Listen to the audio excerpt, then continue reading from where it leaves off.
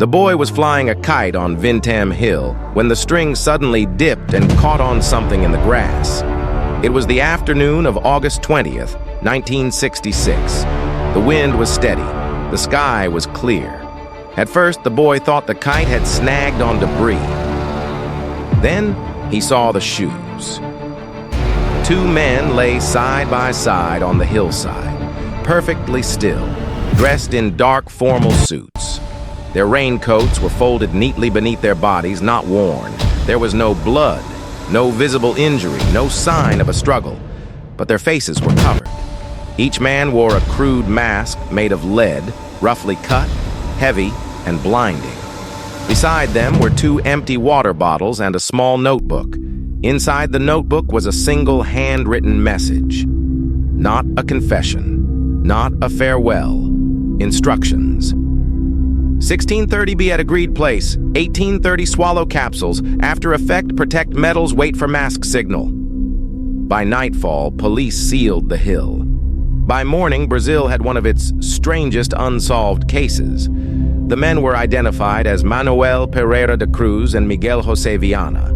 Both were electronics technicians from Campos dos Goitacazes, more than 100 miles away. They were not criminals. They were not drifters. Friends described them as quiet, disciplined, technically skilled men with a strong interest in electronics and radio systems. They lived ordinary lives, but they were also fascinated by fringe science, energy, frequencies, consciousness, ideas that existed on the edge of accepted knowledge. On August 17th, they told their families they were traveling to São Paulo to purchase electronic components. Receipts later confirmed that part of the story. But instead of returning home, something changed. They boarded a bus to Niterói. Witnesses later reported seeing the men calm and focused, as if following a plan. Before heading to the hill, they made several unusual purchases. 2 brand new business suits, 2 raincoats, 2 bottles of water, no food, no overnight supplies, no return tickets. They checked into no hotel. They went straight to Vintém Hill. When police examined the scene, the details only deepened the mystery. The bodies were positioned deliberately, aligned side by side, facing the same direction. The raincoats were folded with care, not discarded. The lead masks covered only the eyes and upper face. There were no straps, no padding, no way to secure them. The men would have had to lie completely still to keep them in place. No capsules were found, no containers, no residue. There was no sign of vomiting. Nothing suggested panic or resistance. It appeared the men lay down willingly and never got back up. The notebook became the center of the investigation. Authorities initially dismissed it as incoherent, but others saw something different. A checklist, a protocol.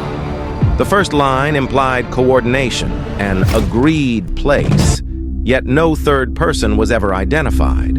The second line referenced capsules, not pills. Capsules suggest dosage, timing, precision. Toxicology tests, however, were inconclusive. The autopsies were delayed. By the time examinations were conducted, decomposition had already destroyed critical evidence. The most unsettling phrase in the note was, "Protect metals." Lead is not a random choice. It has been used for centuries to block radiation, X-rays, gamma rays, invisible threats. And then there was the phrase, "Wait for mask signal." A signal implies something external, something expected, something dangerous enough to require shielding. Authorities explored suicide, but the theory quickly fell apart. There was no motive, no goodbye, no emotional distress. Accidental poisoning was considered next, but no toxin was identified. Then investigators turned toward a darker explanation. In the 1960s, Brazil was a global center for experimental spiritual movements that blended mysticism with emerging technology. Groups believed consciousness could detach from the body. Some claimed contact with non-human intelligences. Others believed specific frequencies could unlock hidden states of awareness. Lead masks had appeared before in fringe rituals, worn to protect the mind during what participants believed were transmissions or encounters. Local residents added another anomaly. Several witnesses reported seeing an orange glow in the sky above Vintém Hill that night. Silent, low, hovering. Some described it as stationary. Others said it moved slowly before fading away. Police dismissed the reports as unrelated and never formally investigated them. The investigation itself was plagued by failures. Autopsies were rushed. Evidence was mishandled. Some internal organs were never properly analyzed. Certain records went missing. Others were never written at all. No official cause of death was ever determined. On paper, Manoel and Miguel simply stopped living. The most disturbing theory was never officially acknowledged, that the men believed they were participating in an experiment, a controlled event, timed to the minute, engineered to expose consciousness while shielding the body. The capsules may have altered perception. The masks may have been intended to block radiation or some unknown energy. The hill may have been chosen for isolation or signal clarity.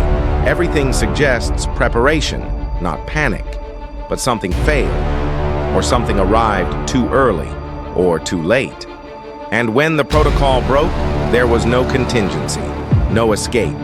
If this was madness, it was structured. If it was belief, it was technical. And if it was an experiment, it was operational. The most chilling fact remains that the men showed no fear. They were calm. They were prepared. They trusted the protocol completely.